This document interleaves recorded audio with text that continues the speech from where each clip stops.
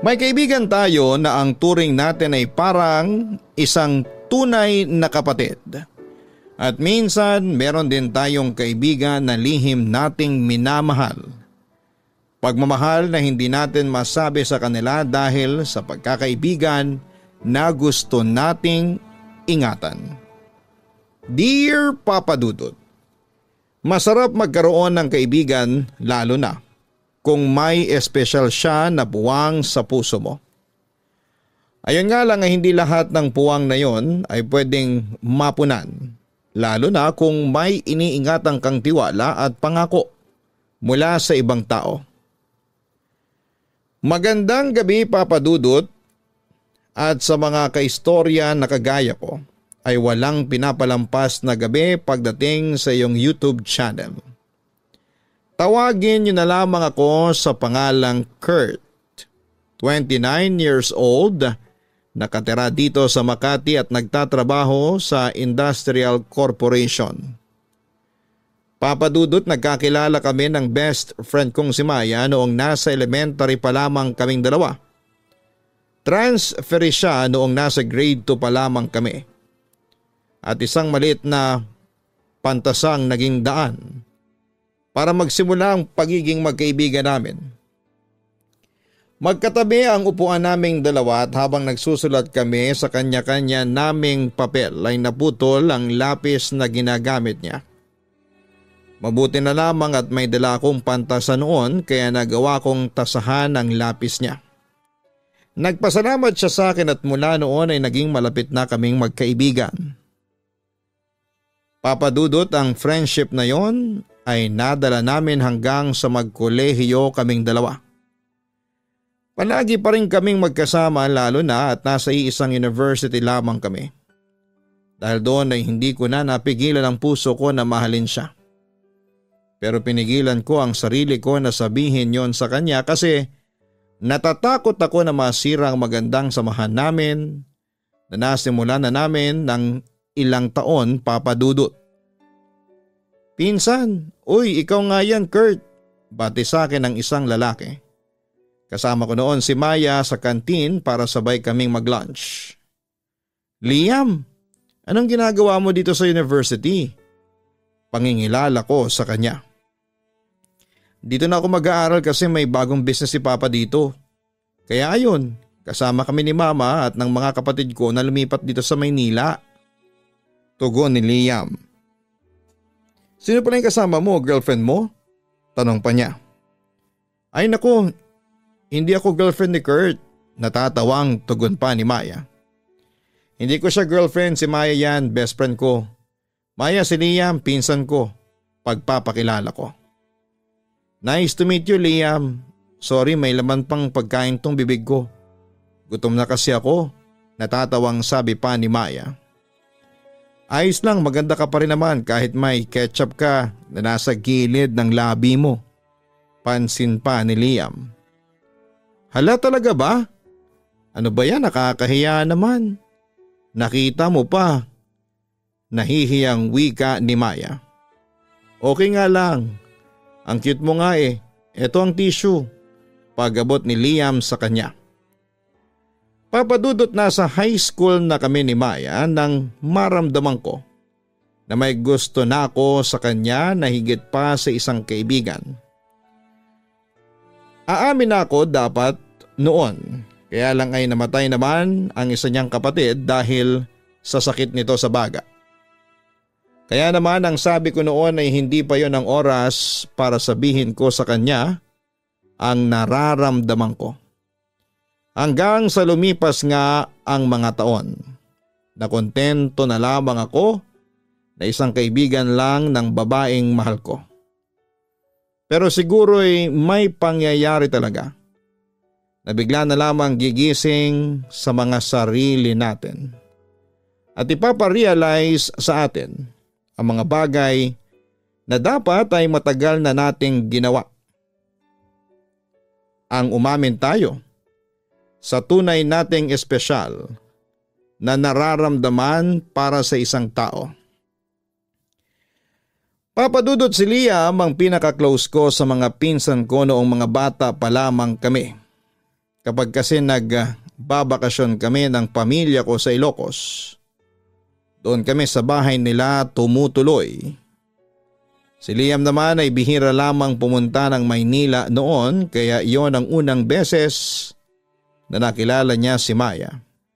At sa mga tingin pa lamang na ginawa ng pinsan ko kay Maya, alam ko na tinamaan na kaagad siya sa best friend ko. Wala namang kasing lalaki ang hindi magkakagusto kay Maya. Bukod sa maganda na, malambing pa siyang magsalita kaya hindi na ako nagulat nang magpatulong sa akin si Liam na pormahan si Maya. At kahit nagsiselos ako ng mga oras na yon ay tinulungan ko pa rin ang pinsang ko na mapalapit kay Maya, Papa Dudut. At hindi nagtagal ay niligawan na nga ito ni Liam. Ako talaga ang naging tulay para mas makilala nila ang isa't isa. Naging tulay din ako para mahulog ang loob ni Maya kay Liam. Ginawa ko ang lahat ng paraan para mapasagot ni Liam ang best friend ko. At hindi ako nabigo dahil dumating ang araw na sinagot na rin ni Maya ang pinsang kong si Liam. Alam mo Kurt, bakit ko pa papakinggan ang explanation niya? Kitang-kita ko naman na ang panloloko niya sa akin. Nakayakap siya dun sa babae nang makita ko sila. Malapit sa pinagtatrabahuhan niya. Doon pa talaga nila napili na magharutan ah. Hindi man lang sila pumunta sa tagong lugar para hindi ko kaagad sila nahuli. Naiinis na wika pa ni Maya.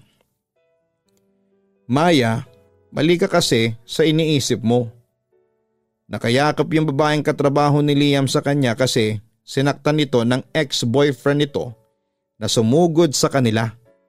Nakita kasi ni Liam na sinampal ng lalaki yung katrabaho niyang babae kaya sumugod siya para ipagtanggol yung babae. Ang wika ko naman. Nagkaroon kasi ng LQ sina Maya at Liam kaya gumagawa ako ng paraan na magkaayos silang dalawa. Ha? Totoo ba yung sinasabi mo? Gulat na tanong pa ni Maya. Siyempre naman. Nasapak pa nga ng 2 beses ni Liam bago umalis yung lalaki at iniwanan sila. Kung titingnan mo lang ulit sila ngayon, meron siyang malaking pasa sa kanang pisngi niya. Hindi mo siguro yun kaagad napansin kasi nga nagalit ka kaagad sa kanya. Ang wika ko. Baka naman, pinagtatakpan mo lang yan pinsan mo Kurt. Nag-effort ka pa talaga na gumawa ng kwento para lang sa kanya ha? Duda ni Maya. Bakit ko naman gagawin yun kaibigan kita? Siyempre hindi ko naman ipagpapalit ang ilang taon na friendship natin para lang gumawa ako ng peking kwento. Maya, nagsasabi ako ng totoo. Bakit kasi hindi mo na lamang muna kausapin si Liam para makita mo ang pasa sa pisngi niya? Yun ang katibayan na hindi kanya niloloko.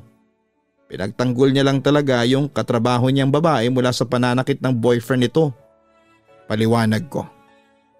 Kasi naman akala ko may relasyon talaga silang dalawa nung babae na yon. Hay, nagigilty tuloy ako. Nasaan ba si Liam ngayon? Pupuntahan ko siya para makapag-usap na kaming dalawa. Ang wika pa ni Maya. Papadudot mula nang magkaroon ng relasyon si Liam at Maya. Pinag-aralan ko ng kalimutan ang anumang nararamdaman kong espesyal para sa best friend ko. Pero kagaya nga ng sabi nila, hindi madaling turuan ng puso.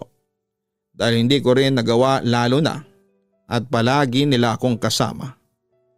Kahit nga nang makapagtapos kami ng pag-aaral, magkakasama pa rin kaming 3. At sa tuwing nagkakaroon sila ng pagtatalo, ako ang gumagawa ng paraan para magkaayos silang dalawa. Literal na naging tulay nila ako sa simula at pagtibay ng kanilang relasyon. Hindi ko kasi matiis na nakikitang umiiyak si Maya ng dahil kay Liam.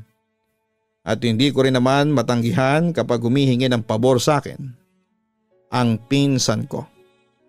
Kaya naman kesa tumagal pa ang pag-aaway nila ay ako na mismo ang mag-iisip ng paraan kung paano sila magkakabati. Pwedeng gagawang ko ng tula si Maya at sasabihin ko na si Liam ang nagsulat. O kaya naman ay papayuhan ko si Liam na intindihin si Maya sa tuwing mainit ang ulo nito. At kung ano-ano pa para lamang magkabati na silang dalawa, Papa Dudut. Papa Dudut, aaminin ko na may bahagi sa sarili ko ang nasasaktan pa rin noon dahil nananatili akong nakatali sa relasyon ng dalawang taong importante sa buhay ko. Kaya nga nung umpisa talaga ay sinubukan ko ng umiwas sa kanila. Sinabi ko na palagi lang akong busy sa ibang bagay kaya hindi ko na sila nasasamahan pa. Pero hindi ko rin kasi sila matitiis lalo na kapag sabay silang nangungulit sa akin na sumama ako sa mga lakad nila. Hindi ko matitiis ang best friend kong si Maya. Kaya naman, Papa Dudut, literal na naging third wheel talaga ako sa mga date nina Maya at Liam. Nakakainis at nakakainggit nung umpisa pero syempre masaya ako para sa kanilang dalawa dahil nakita ko kung gaano nila kamahal ang isa't isa. Kahit may mga oras na nagtatalo sila tungkol sa maliit na bagay, wala naman ni isa sa kanila ang bumibitaw. Lalo na at kasama nila ako na tumutulong na tumibay pa ang relasyon nila. Naisip ko na siguro nga'y instrumento lang talaga ako sa love story nilang dalawa. Nandun lamang ako para pagtibayin pa ang relasyon nila, Papa Dudut. Grabe, bilib na talaga ako sa iyo. Halos lahat yata kasi ng tungkol kay Maya natatandaan mo. Ang wika ni Liam. Birthday noon ni Maya at ako ang nagsasuggest sa pinsan ko na regaluhan ng electric keyboard si Maya na sobra nitong nagustuhan. Ganon talaga, ang tagal na rin namin magkakaibigan kaya kilala ko na talaga siya. Wika ko. Pinsan, thank you talaga ha. Hindi lang para sa pagtulong mo sa surprise birthday party na inihanda ko kay Maya. Salamat kasi kung hindi dahil sa iyo baka hindi ko napasagot noon si Maya. At baka hindi rin tumagal ng ilang taon ng relasyon naming dalawa. Wika niya. Liam, ikaw pa rin ang gumagawa ng paraan para tumagal kayo ni Maya. Naging maingat ka sa relasyon ninyong dalawa at nakita ko kung gaano mo siya minahal. Kaya hindi ako nagsisisi na tinulungan kitang mapasagot siya noon. Basta pinsan na tuparin mo yung pangako mo na kahit kailan ay hindi mo sasaktan ang best friend ko. Paalala ko sa kanya. Oo naman pinsan kasi sa totoo lang si Maya na yung babae na gusto kong makasama sa panghabang buhay. Kaya makakaasa ka.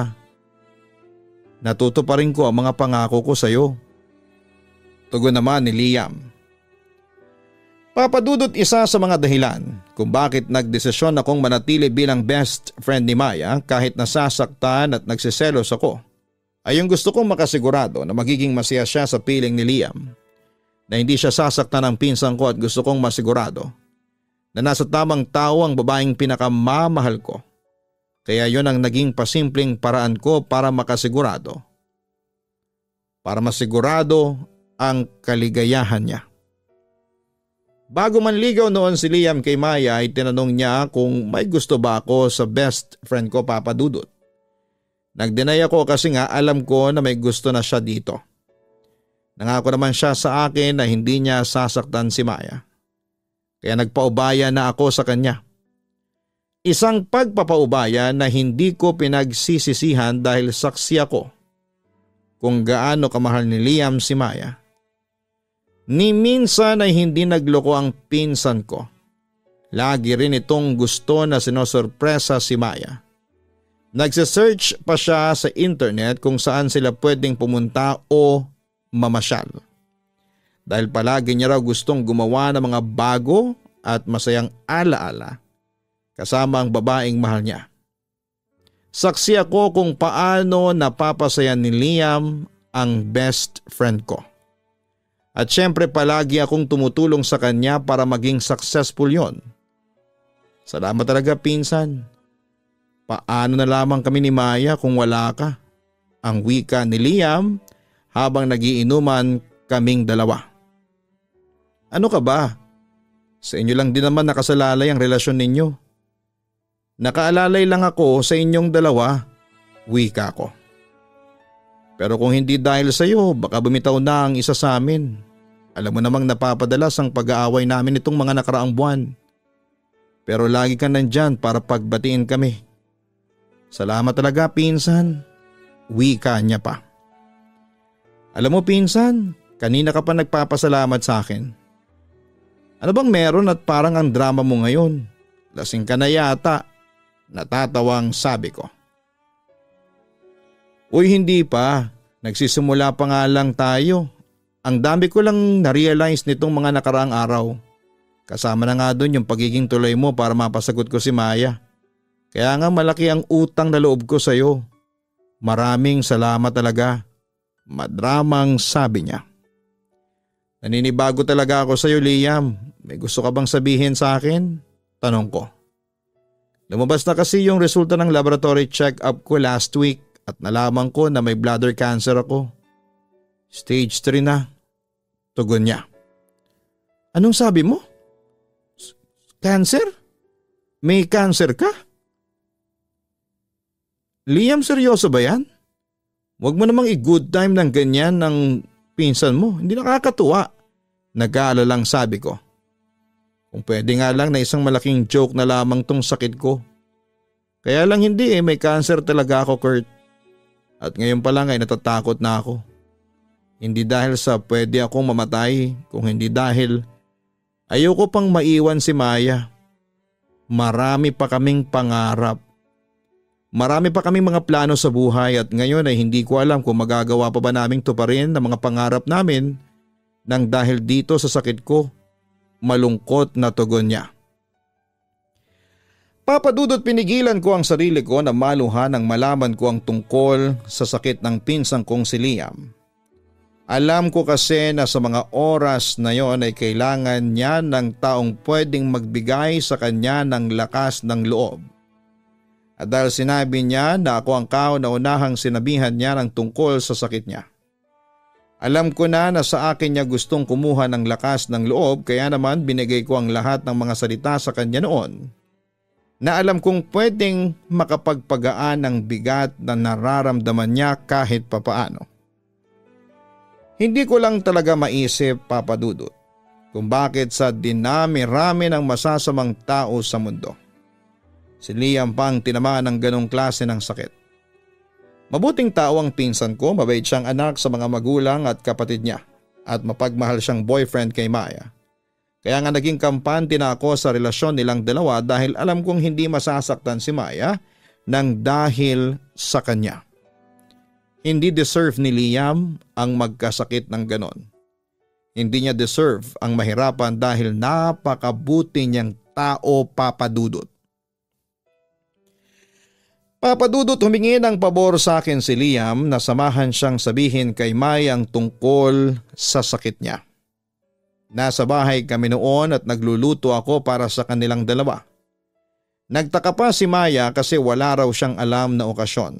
Sinabi ko lang na may nangyaring maganda sa trabaho ko kaya ako nagluto para sa kanila. Malaki ang ngiti sa mga labi ko habang nakaharap sa kanila ni Liam pero ang totoo ay naiiyak na rin talaga ako. Hanggang sa dumating na nga ang oras na sinabi na ni Liam kay Maya ang tungkol sa sakit niya. Papadudot.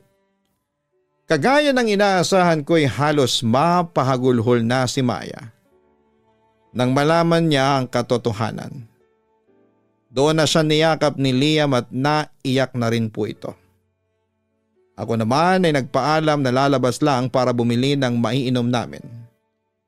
Hinayaan ko silang dalawa na solohin ang mga oras na yon habang ako ay lihim na umiiyak na rin dahil sa awa na nararamdaman ko para kay Liam. Nasasaktan ako para sa kanilang dalawa. At pagkatapos ng araw na yon kasama nila ako sa lahat ng therapy at check-up na ginawa para sa pinsan ko. Nangihina rin talaga ako pero pilit akong nagpapakatatag. Alam ko na malalampasan ni Liam ang pagsubok na yon, kaya lang ay ramdam ko rin sa kanya na unti-unti na siyang pinanghihinaan ng loob. Nawawalan ka na ba ng pag-asa? Ang sabi naman ng doktor. Pwede ka pa rin gumaling, hindi ba? Tanong ko kay Liam. Oo nga, pero hindi ko naman hawak ang kapalaran ko, Kurt. Sasabihin ko na sa iyo ang totoo. Iba na ang dinadamdam ko ngayon. Gusto pang lumaban ang isipan ko pero ang katawan ko nararamdaman ko na malapit ng sumuko. Malungkot na tugon niya. Liam, huwag ka namang ganyan. Alam ko na malakas ka kaya malalampasan mo to. Magpakatatag ka please. Pakiusap ko. Yun naman ang ginagawa ko ngayon kaya lang ang hirap eh. Ang hirap kasi kahit gaano ko kagustong lumaban, yung katawan ko ay unti-unti talagang bumibigay. Kurt, ayaw ko pa talagang sumuko pero anong magagawa ko kung hindi ko na talaga kaya? Sabi pa niya. Liam, lumalaban pa kami ni Maya. Lumalaban pa kami ng pamilya mo. Kami na mga taong nagmamahal sa iyo. Kaya huwag ka naman sana mawala ng pag-asa. Ang sabi ko naman sa kanya. Hindi naman ako nawawala ng pag-asa. Siguro medyo pinanghihinaan lang ako ng loob. At natatakot ako sa pwedeng mangyari. Natatakot ako na bigla na lamang ako mawala ng hindi man lang nakapagpaalam ng maayos sa inyong lahat. Kaya bago pa mangyari yun ay hihingi sana ako ng pabor sa iyo. Alam ko na napakalaki na ng utang na loob ko sa iyo pero Kurt, hindi ba tinupad ko naman ang pangako ko sa iyo na mamahalin ko ang best friend mo at hindi ko siya sasaktan kahit kailan? Baka naman sa pagkakataon na ito ikaw naman ang pwedeng mangako sa akin. Kapag nawala na ako, sana mahintay mo si Maya na maging handa ulit para masabi mo na sa kanya ang totoong nararamdaman mo. Ang sabi pa ni Liam. Ano ba yung sinasabi mo, Liam? Gulat na tanong ko. Alam ko naman Kurt, hindi ako manhid para hindi mapansin na may espesyal kang pagtingin para kay Maya. Kaya nga palagi ako nagpapasalamat sa iyo. Kasi kahit mahal mo ang best friend mo ay pinaubaya mo pa rin siya sa akin. Kaya naman sana kapag wala na ako sa tabi niya, huwag mong hayaan na ikulong niya sa kalungkutan ng buong mundo niya. Ikaw lang ang pwede kong asahan, Kurt. Ikaw lang ang pwedeng maging daan para magawa ni Maya na tanggapin na hindi para sa aming dalawa ang salitang habang buhay. Tugon pa ni Liam. Papadudot ni minsan ay hindi ko naisip na pwedeng maunang mawala si Liam sa amin. Ang sakit lang kasi nakita namin kung paano siya maghirap nang dahil sa sakit niya.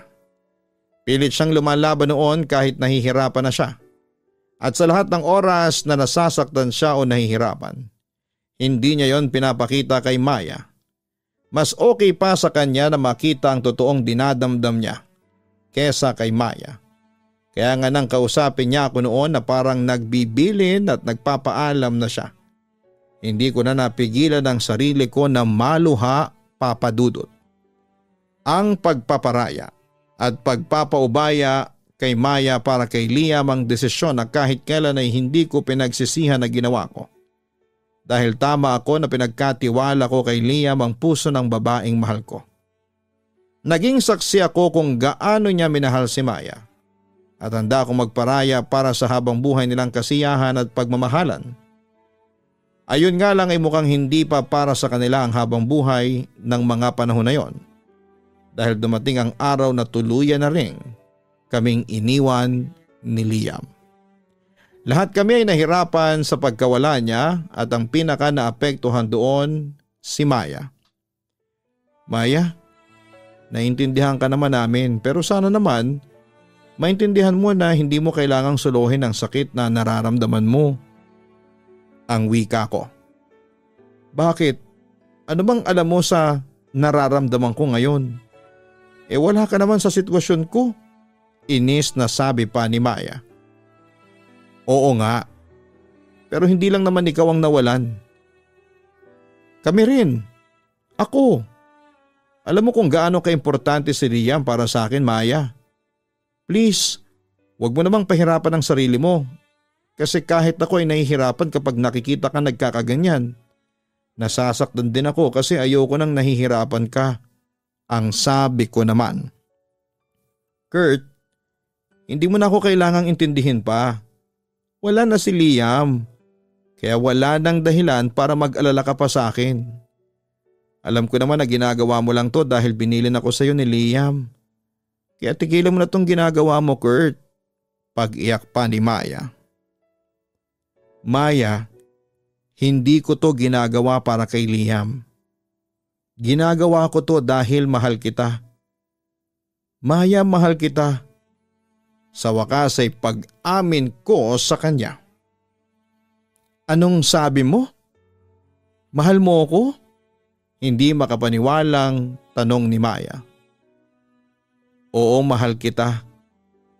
Mahal kita bilang best friend ko kaya ayokong may mangyari na hindi maganda sa iyo. Kaya gusto ko na palagi akong nasa tabi mo. Please Maya, hayaan mo ako na damayan ka kasi nahihirapan na ako. Kapag nakikita kitang nasasaktan, bilang best friend mo, kahit kailan hindi kita iiwan at hahayaan na suluhin ang sakit na nararamdaman mo ngayon. Tugon ko. Papadudot kagaya ni Maya ay hindi rin naging madali sa akin ang pagkawala ni Liam. Ilang taon din kasi na nasanay na akong kasama ko silang dalawa ni Maya. Naalala ko pa noong sinamahan ko siya sa mga therapy niya at nakikita ko siya na nahihirapan. Napakaraming beses ko na pinigilan ang sarili ko na maiyak. Bago at pagkatapos kasi ng therapy, palaging nakangiti ang maputlang mga labi ni Liam. Pilit niyang pinapakita sa akin na kaya niya. Kaya bakit magiging dahilan ako para panghinaan siya ng loob? Sinabihan ko rin si Maya noon na palagi niyang tatagan ang loob niya, papadudot. Kasi mabuting tao si Liam kaya hindi ito pababayaan ng Diyos. Pareho kaming nanalig na malalampasan ni Liam ang napakabigat na pagsubok na yon. Nabigyan kami ng pag-asa noon nang makita namin na lumakas na si Liam. Sinabi pa ng doktor na maganda raw ang pagtanggap ng katawan ni Liam sa mga gamot na ibinibigay dito. Sana raw ay magtuloy-tuloy na yon para wala na kaming alalahanin pa. Pero pagkalipas lang ng halos 3 linggo ay bigla namang nanghina ang katawan ni Liam, papadudot. Hindi na siya halos makapagsalita o makakilos. Hanggang sa makomatose na nga siya. Sinabi ng doktor noon na bumigay na raw ang katawan ni Liam at hindi na kinakaya pa ang mga gamot. Hanggang sa tuluyan na nga siyang mamaalam sa amin. Namatay siya habang mahimbing ang tulog namin ni Maya sa loob ng kwarto kung nasaan siya. Papadudot, ramdam ko na si Maya ang pinaka naapektuhan sa pagkawala ni Liam. Ilang araw din siyang hindi nakapasok sa trabaho. At tinawagan ako ng nanay niya para tulungan na makumbinsi si Maya na kumain. Hindi na raw kasi ito masyadong lumalabas ng kwarto. At palaging umiiyak doon. Kaya nang puntahan ko siya, ginawa ko ang lahat. Para maiparamdam sa kanya na hindi siya nag-iisa. Pati ako ay nawalan din ng isang espesyal na tao sa buhay ko. Hindi niya kailangang suluhin ang sakit na nararamdaman niya. Kasi lahat kami ay nasasaktan pa rin ng mga oras na yon. At doon na nga siya napahagulhol na yumakap sa akin habang sinasabi ang lahat ng bigat na nasa dibdib niya. Papadudot, mahirap talaga ang proseso ng pagtanggap na wala na ang taong mahal natin sa buhay. Pero wala tayong magagawa kung hindi ang umusad. At yon ang ginawa namin ni Maya. Mahigit 3 taon nang nakakaraan mula nang mawala si Liam at ramdam ko na hanggang ngayon nasasaktan pa rin si Maya. Yun ang dahilan kung bakit hanggang ngayon hindi ko pa rin sinasabi sa kanya na mahal ko siya. Alam ko kasi na hindi pa siya handa na buksan ang puso niya para magmahal ulit. Kaya makukontento na lamang muna ako bilang isang kaibigan na pwede niyang sandalan anumang oras. Hanggang dito na lamang po itong sulat ko. Lubos na gumagalang, Kurt. Maraming salamat Kurt sa pagsulat mo sa aking YouTube channel. Alam mo Kurt, kahanga-hanga ang pagiging isang kaibigan mo para kina Maya at kay Liam. Hindi naman kasi madali ang magtago ng espesyal na nararamdaman mo para sa isang tao. Pero nagawa mo dahil sa pagkakaibigan na iniingatan mo. At ngayong wala na si Liam ay humahanga pa rin ako dahil hindi mo sinasamantala ang pagkakataon na paibigin si Maya. Alam ko na naghihintay ka lamang ng tamang oras at pagkakataon na may pagtapat sa kanyang lahat. Inihintay mo na tuluyang maghilom ang sugat na nasa puso ni Maya. Pero kung ano man ang maging resulta ng gagawin mong desisyon, sana ay manatili pa rin ang inyong magandang samahan at pagkakaibigan. May ibang tao na ginagawa ng libangan ang paggawa ng tsismis. Sa araw-araw kahit wala naman silang napapala dito. At madalas ang tsismis pa na yon ang nakakasira sa buhay ng ibang tao. Dear Papa Dudut, ang sabi nila kapag binato ka ng isang tao ay gantihan mo siya at batuhin ang tinapay. Ibig sabihin huwag gumanti ng masama sa ating kapwa. Minsan lang talaga sa sobrang sama ng ugali ng ibang tao, ang hirap pigilan ng inis na nararamdaman natin. Hello Papa Dudut, please call me Lara, 34 years old at supplier ng mga tuyo at tinapang bangus dito sa lugar namin sa Dumaguete. Sobrang tagal ko na rin pong nakasubaybay sa inyong YouTube channel. Hindi ko na nga mabilang kung ilang beses na nga ba akong tumawa, umiyak, nainis o natakot sa sulat na inyong binabasa. Bastang sigurado lamang ako ay palagi akong may aral na nakukuha sa katapusan ng kwentong yon. Hindi naman nakakayak itong sulat ko Papa Dudut, pero sigurado ako na may aral ito na maiiwan sa ating mga tagapakinig. Hayaan niyong simulan ko ang kwento ko nang lumipat na kami ng asawa kong si Jude dito sa isang barangay sa Dumaguete.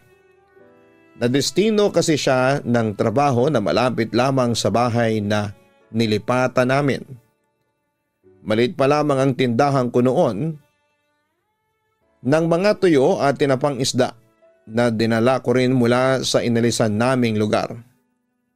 May kapatid kasi ako na mangingisda, kaya naman mura palagi ang kuha ko ng mga isda na ginagawa kong tinapa at tuyo. Kaya nang lumipat kami ng tirahan, sinabi ko sa asawa ko na ipagpapatuloy ko ang maliit kong negosyo Papa Dudut. Tao po, pagtawag ng isang boses babae sa may pinto ng bahay. Sino kaya yung kumakatok? Unang araw pa lang natin dito ay may bisita na kaagad tayo. Wika ko.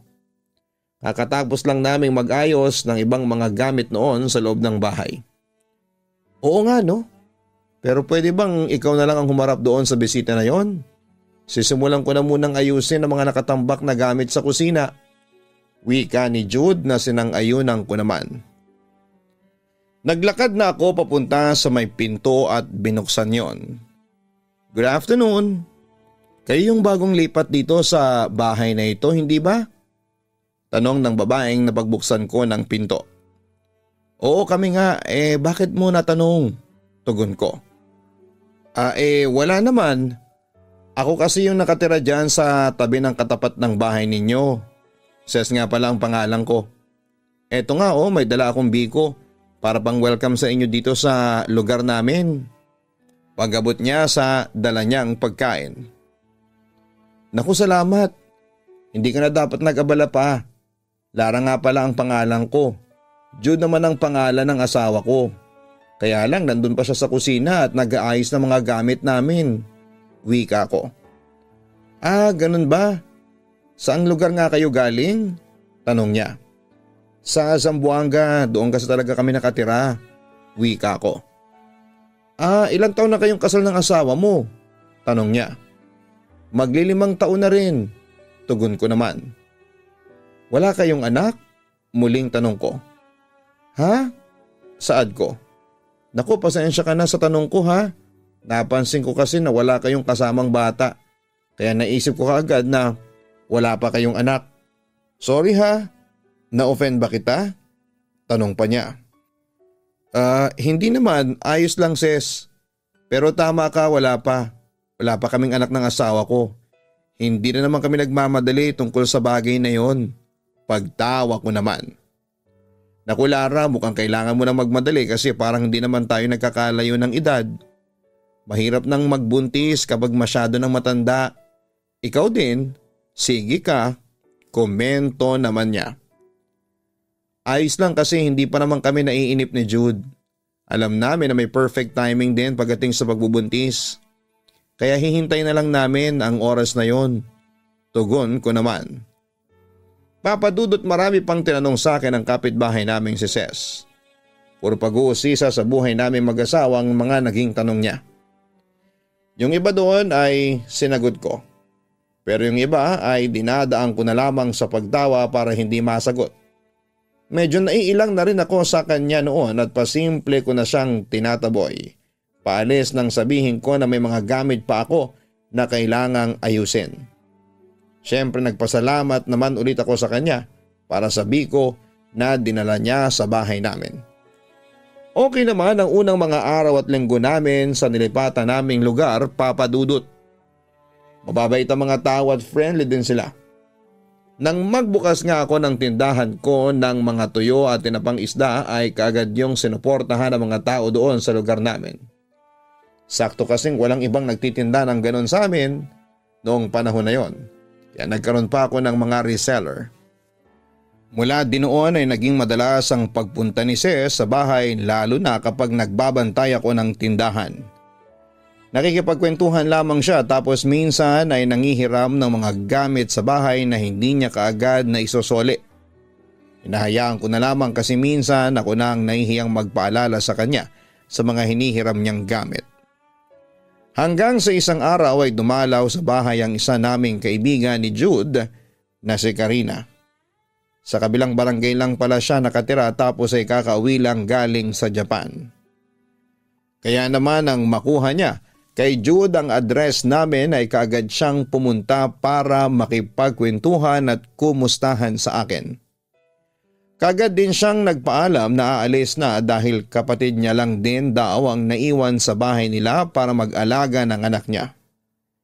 Nang makalis naman si Karina ay sakto namang dating ni Ces sa tindahan ko. Bumili siya ng tinda kong tinapa at habang binabalot ko yon, nagsimula siyang mag-usisa tungkol sa akin. Hindi ba doon lang siya nakatira sa kabilang barangay? Tanong ni Ces. Oo, tama ka. Tugon ko naman. Ah, okay. Sabi na siya yun eh. Yung nag-Japan tapos nagkaroon ng kung ano-anong trabaho doon. Mabuti sana kung desente ang trabaho niya doon. Ang wika pa ni Ces. Sorry ha, pero hindi ko maintindihan yung ibig mong sabihin. Naguguluhang wika ko. Eto naman, akala ko ba kaibigan mo yung Karina? Sigurado naman ako na alam mo rin ang mga kalokohan niya sa buhay. Lalo na pagdating sa mga naging malaswang trabaho niya sa Japan. Wika pa niya. Matinong babae si Karina. Kilala ko siya at alam ko ang maraming bagay na tungkol sa kanya. Pagtatanggol ko sa kaibigan ko. Matinong babae? Kaya ba naanakan ng Hapon? Wika pa niya. Nagkamali lang siya ng taong minahal.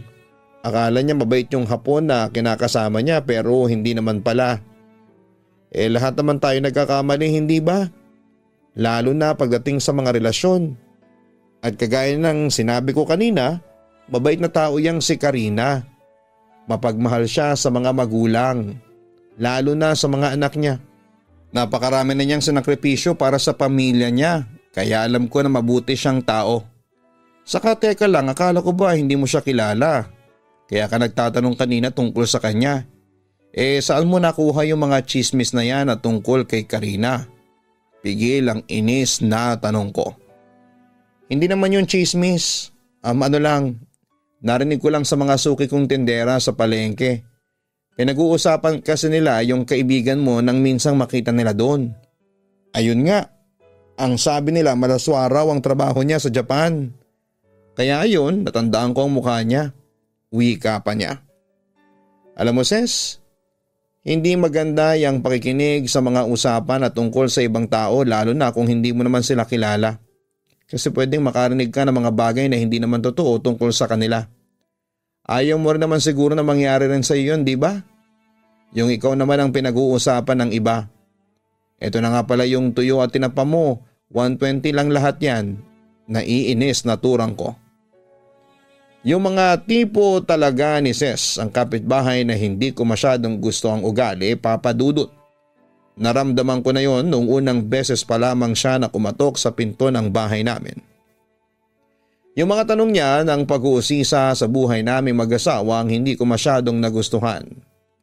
Panay din ang tingin niya sa loob ng bahay namin na para bang chinecheck ang mga gamit na meron kami doon. Tapos yung mga sinabi niya pa na hindi maganda tungkol sa kaibigan kong si Karina.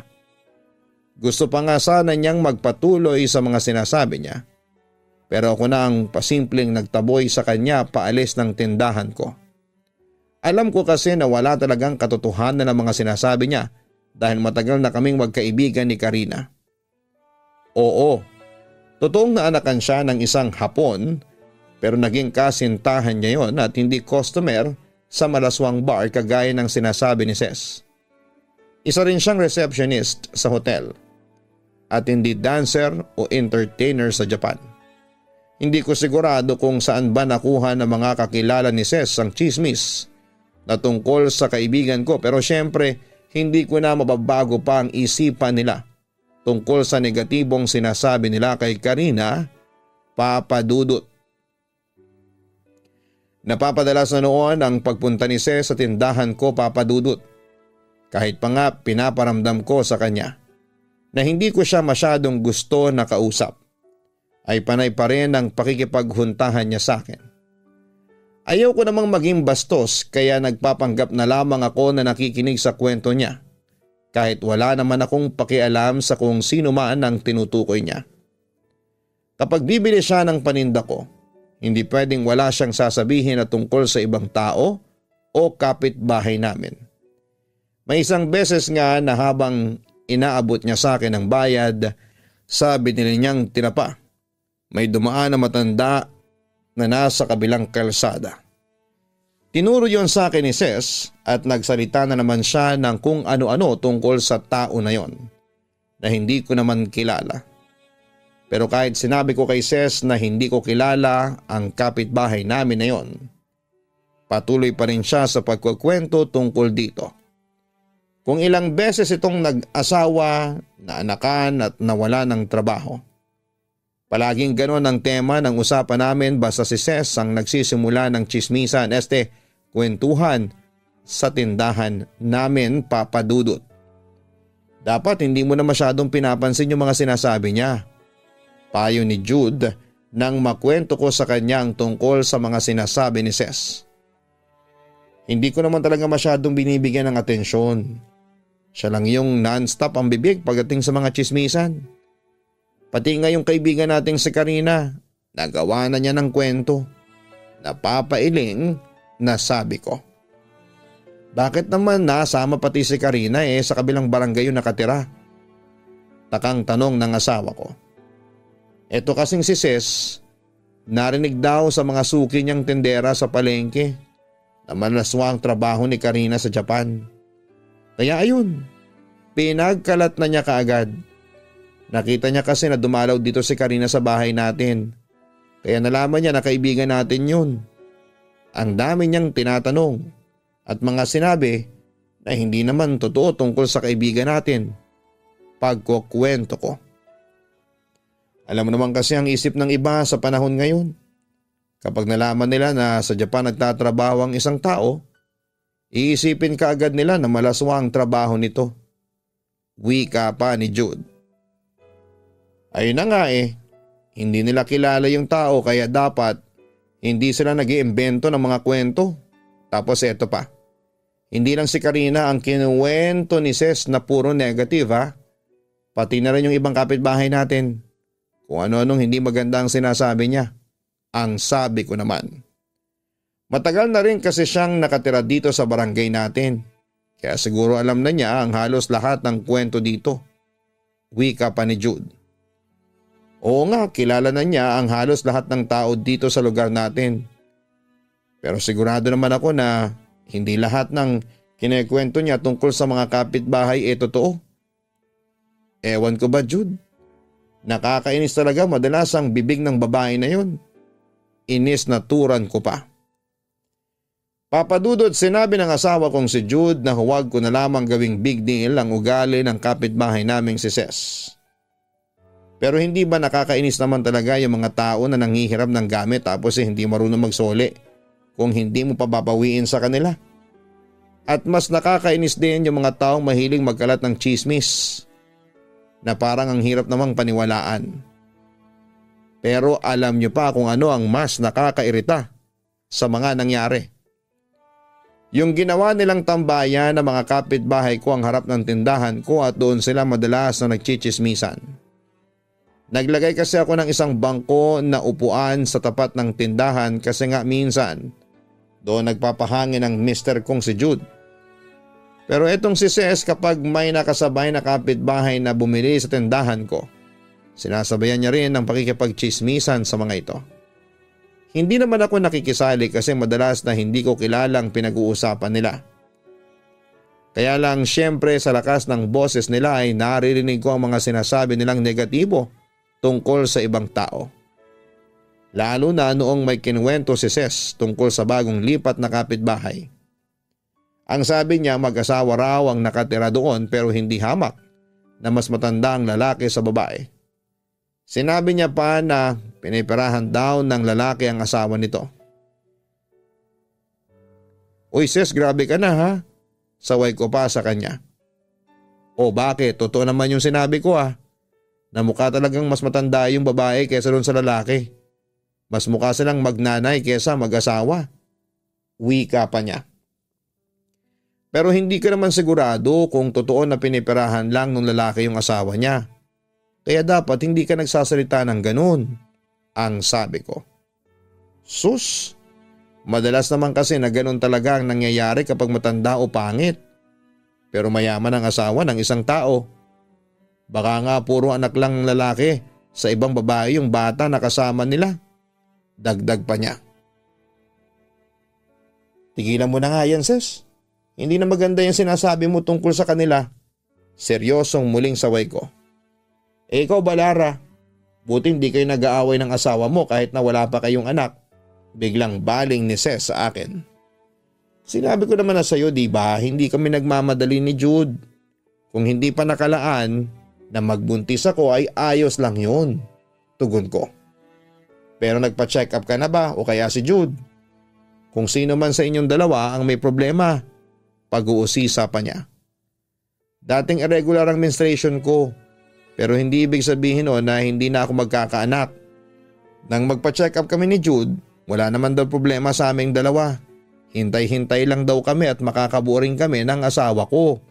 Kwento ko. Naku, edi ikaw pala talagang may problema Lara. Biglang sabi niya. Hindi naman talaga problema yun Ses. Kasi nagamot ko na nga hindi ba. Doktor na rin na nagsabi na pareho kaming walang diferensya ni Jude para hindi makabuo ng bata. Kaya huwag ka nang mag-isip ng kung ano-ano pa dyan. Magkakaanak kami kapag pinagkaloob na sa amin ng Diyos. O eto na yung tinapa mo. 80 pesos lang yan kaya bayaran mo na kasi ang dami ko pang gagawin dito sa tindahan ko. Ang wika ko naman. Papadudot medyo hindi ko na napigilan ang inis na nararamdaman ko dahil sa pag-uusap namin na yun ni Ses. Sa umpisa pa lang na nagkwento siya tungkol sa bago naming kapitbahay ay hindi ko na gusto ang mga sinasabi niya. Lalo na ang panglalait niya sa mga ito. Ano ba namang pakialam namin sa buhay ng ibang tao para pag-usapan namin sila, hindi ba? May sarili kaming buhay na dapat asikasuhin kaya dapat na hindi namin sinasayang sa pagchichismisan tungkol sa iba ang oras namin. Tapos ang mas kinakainis ko pa, yung pag-uusisa na naman tungkol sa amin ang asawa kong si Jude. Oo, gusto na rin naming mag-anak ng asawa ko noon pero anong magagawa namin kung hindi pa pinagkakalob sa amin ang Poong May Kapal na magkaroon na kami ng anak. Saka isa pa sinabi ko naman na kay Ses na nakapagpa-check up na kami ng asawa ko at sa doktor na mismo nang galing na pareho kaming walang diferensya ni Jude.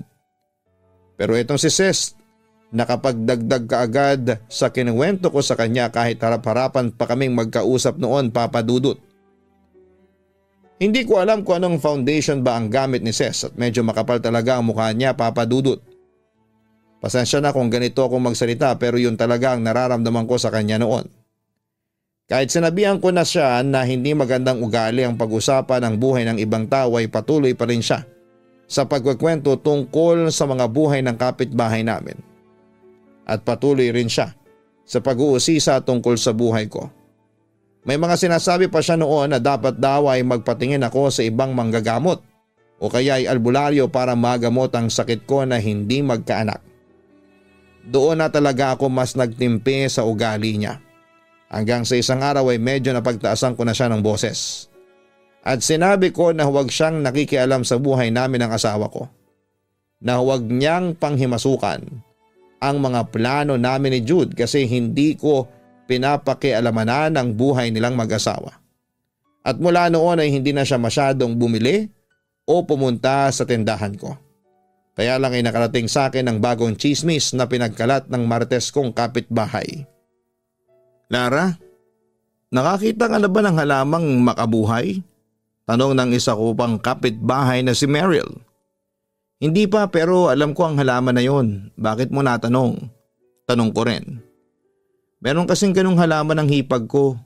Gusto mo ba na ihingi kita sa kanya? Malaking tulong kasi yon para mabuntis ka kaagad. Para hindi na rin kayo nag-aaway pa ng asawa mo. Wika niya. Ha? Nag-aaway? Nag-aaway kami ni Jude? Saan mo naman narinig yan, Meryl? Pagtataka ko. Kay Ses? Ang sabi niya na kwento mo raw sa kanya na may diferensya ka sa ovaryo mo. Kaya hindi pa rin kayo nagkakaanak ni Jude. Saka madalas niyo daw na pinag-aawayan yung tungkol sa pagiging baog mo na gusto mong gamutin. Tugon niya. Hindi ako baog, Meryl. Ano ba naman yung si Ses? Kung ano-anong chismis ang pinagkakalat tungkol sa akin.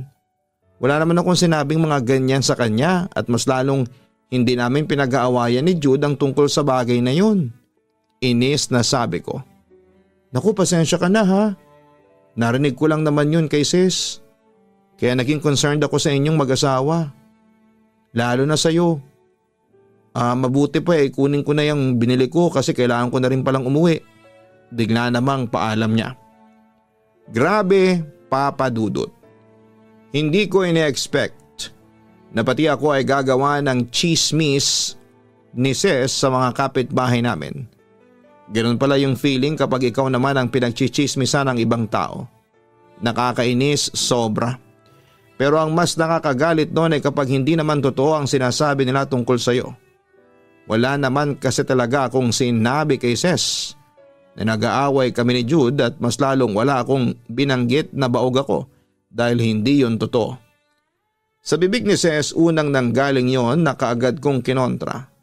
Ang hindi ko alam ay ilang beses niya pa palang sasabihin yon tapos sa ibang tao pa. Lahat naman siguro ng mag-asawa ay gustong magkaanak, Papa Dudut. At kasama na kami doon ni Jude. Pero hindi naman kami nagmamadali at naiinip. Kagaya ng paulit-ulit na sinasabi ko sa nagtatanong sa akin. Nakakainis lang kasi mas naiinip pa ang iba kesa sa aming mag-asawa. Nakikialam pa sila sa mga plano namin kahit na hindi naman sila bahagi ng buhay namin ni Jude. Nang malaman nga ni Jude ang tungkol doon ay sinabihan niya na lamang ako na kumalma at pinaalalahanan na huwag gumawa ng gulo. Pero sobrang hirap talagang kumalma kapag ikaw na ang pinagchichismisan, Papa Dudut. Dahil naabutan kong nagchichismisan sina Meryl at Ces na ako lang naman ang topic nila. Kaya hindi ko na napigilan pa na awayin si Ces. Lara, mabuti pa tumuloy ka na lang dyan sa palengke. Mamamalengke ka pa hindi ba kaya may dala ka pang bayong? Pag-awat ni Mary sa nabubuong tensyon sa pagitan namin ni Ces. Hindi Meryl, kasi kailangan nang matigil ang pagiging tsismosa ng kaibigan mo. Pagmamatigas ko. Hoy, grabe ka na sa sinasabi mo Lara ha, saway niya sa akin. Ikaw ang mas grabe Ces. Kung ano-ano mga pinagkakalat mo na chismis sa akin tapos ikaw pa ang nagagalit ngayon. Tugon ko. Bakit? Totoo namang wala kayong anak ng asawa mo. Kahit na ilang taon na kayo nagsasama. Wika pa niya. Oo pero hindi totoong bawg ako. Ang hirap sa'yo, ginagawa mo ng libangan niyang pagpapakalat ng mga peking kwento o balita sa ibang tao. Ang sabi ko pa.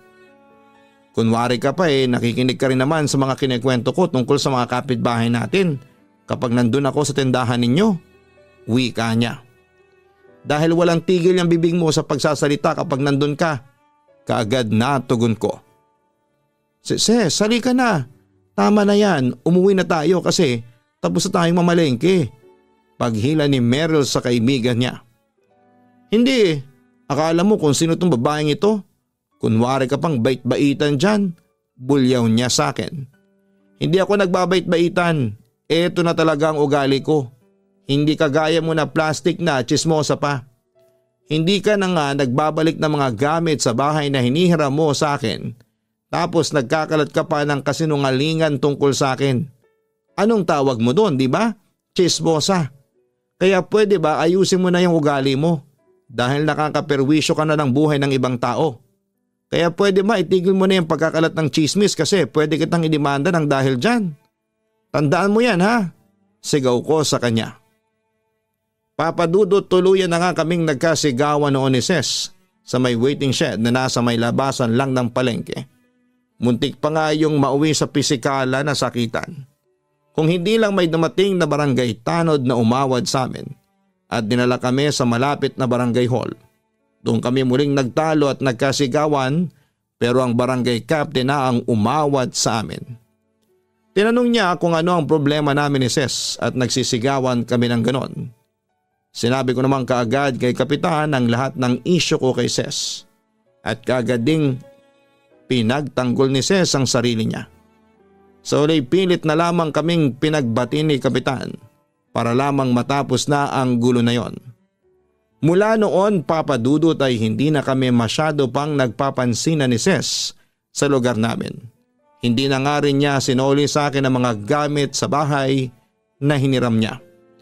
Siya na rin kasi ang umiiwas sa akin sa tuwing nagkakasalubong kami sa daanan. Siguro nahiya na lang din siya. Kasi nga kalat na lalo sa barangay namin ang pagiging tsismosa niya. May iba kasi akong customer sa tindahan na nagkukwento sa akin ng sama ng loob nila kay Ces. Kaya pati raw sila ay sinisiraan ni Ces sa ibang tao. Ginawa ng kwento at pinagchichismisan. At dahil ayoko na rin na lumaki pa ang gulo na yon ay nakinig na lamang ako sa mga hinaing nila at hindi na gumagatong pa. Ayoko kasi na mabansagan ako na tsismosang tindera ng tuyo at tinapa sa lugar namin. Kaya hinayaan ko na lamang na sila na nang sila ang magsalita. Ang nakakatuwa lang Papa Dudut bago matapos ang taon na yon ay pinagbuntis ko na rin sa wakas ang anak namin ni Jude. Sobrang tuwang-tuwa talaga kaming mag-asawa lalo na nang isinilang ko na ang isang malusog na sanggol na lalaki. Ngayon ay magtatatlong taon na ang anak namin ni Jude. Hindi pa rin kami nagpapansinan ni Ces. At okay lang sa akin yon kasi ang mahalaga naman, tahimik at masaya ang buhay ko kasama ang pamilya ko. Salamat po pala Papa Dudut sa pagbabasa nitong sulat ko at sana may napulot ding aral ang ating mga kaistorya sa kwentong ibinahagi ko ngayong araw. Lubos na gumagalang, Lara. Ang pag-uusap tungkol sa buhay ng ibang tao ay hindi magandang libangan. Mapa totoo man ito o hindi. Dapat na hindi tayo nakikialam sa buhay ng iba. Siguro nga nakakaaliw minsan na malaman ang mga bagay na tungkol sa kanila. Pero kung ilalagay mo ang sarili mo sa katayuan ng taong pinag-uusapan, matutuwa ka ba? Maraming salamat sa ating letter sender na si Lara sa pagbabahagi niya ng kwento ngayong araw. Tunay namang nakapag-iwan ng aral ang kwento mo, Lara, sa ating mga kaistorya na nakapakinig ng iyong sulat. Dahil hindi kailanman na dapat na ginagawang katuwaan ng buhay ng ibang tao. May sarili tayong buhay na dapat ayusin at i-focus at hindi natin dapat aksayahin ang oras natin sa mga bagay na wala naman tayong mapapala. Okay din ang ginagawa mo na pagputol sa naging samahan ninyo ni Ses. Walang masama kung bibigyan mo ng peace of mind ang sarili mo sa pag-aalis ng mga taong wala namang naitutulong ng mabuti sa buhay mo.